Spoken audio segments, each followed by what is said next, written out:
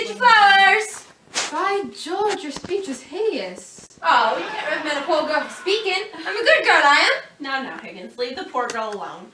I'm simply remarking that the language of this foul creature could use some vast improvements. Oh, and you think you're the one to teach me then?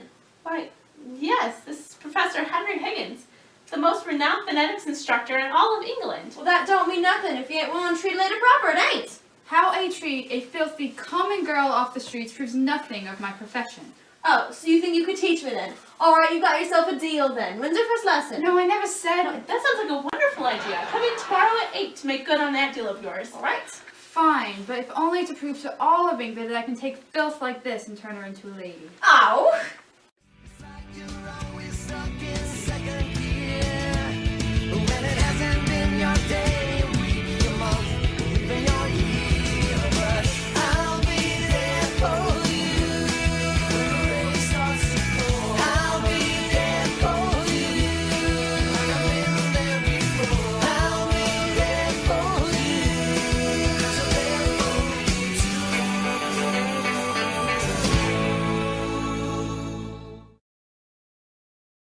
I've told you 100 times. Start from the beginning.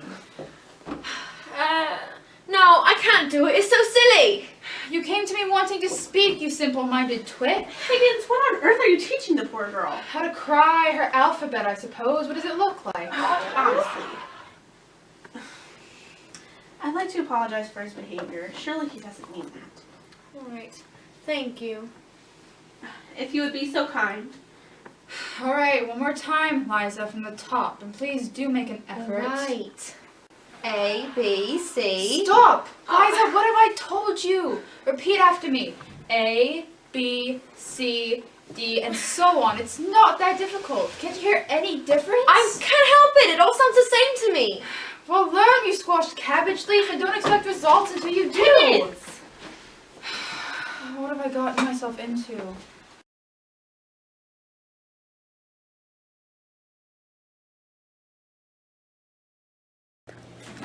Higgins, we've been invited to the ambassador's garden party tonight. Tonight? I thought it wasn't for another month. The party was moved forward. Eliza will have the chance to show how much she's improved. She wouldn't have improved, not without my expertise. She would still be selling those filthy violets on the street if I had saved her. Pickering, do you think she's ready?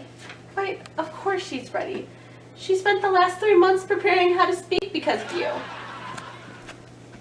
Why, hello, Mr. Little. Did you hear the news? We've been invited to an ambassador's garden party tonight, and it would be our honor if you would attend. So, what do you think? Would you like to attend? Well, Professor, I do believe I would love to attend the party. However, it's whether or not you deem me worthy enough to show. Oh, wonderful!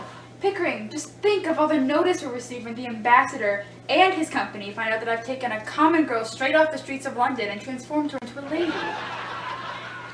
No, I bet I've taught her well enough to pass off as a princess, and no one can tell the difference. Liza, don't you think so? I'm sorry, come again, Professor? Don't you think I've taught you well enough that I could easily pass you off as a princess without any of the company being any wiser? Oh, what's it matter? Of course you think so. You couldn't possibly think any differently. Liza, darling, do go up and get yourself ready. You do know we'll be meeting an ambassador tonight, and I wouldn't want you going like that. You'd never convince anyone. Of course, Professor. Oh, Pickering, tonight's gonna be just splendid. Why, what a splendid party. Yes, splendid indeed. Now, where do you suppose Eliza has run off to? I'm fairly certain I've seen her around here somewhere. Why, hello, Professor. Fancy seeing you at a party. What brings you to a party? Why, if it isn't my first pupil, Pickering, meet Mr. Hawkins. He's gone on to become a marvelous professor and knows over 32 languages. That's very impressive. Yes, I'm vastly important throughout all of Europe. No royalty could host a party without me here. In fact, judging by a person's speech, I can recognize an imposter anywhere. No one can fool me. You say you can recognize any imposter? Well, of course. And you're quite certain? Why, yes. Why all of a sudden interest? No reason, for there's nothing for me to be worried about. Eliza, darling, meet Mr. Hawkins, my very first pupil. This is my niece, Miss Eliza Doolittle. How do you do? How do you do? Miss Doolittle, may I do the honor of having your first dance? Oh, do as you like. Have some fun while I go about my ways as an old bachelor.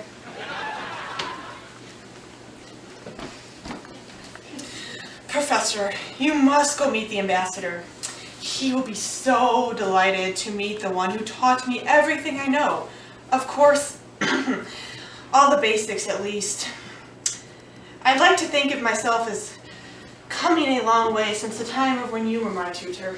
Yes, you would like to think of yourself like that, wouldn't you? Am I doing okay? Elijah, you're doing wonderful. Thank you. Your speech is just grand. It's come such a long way. Okay. I feel so nervous. No, don't be nervous. You're doing great. Alright. So who else? Have you met anybody else tonight? I've talked to a lot of people here, and none of them really seem like they're, nervous or questioning me, which is good. It's wonderful. Yeah, you're doing a great job. Thank you. Your niece is remarkable. Yes, she definitely is. I can't help but notice she's doing a little bit too well. Oh, I don't think so. Professor, you've taught me everything I know. I can recognize an imposter when I see one. Whatever are you talking about? I'm not an imposter. Eliza Doolittle is a work of art. I created her.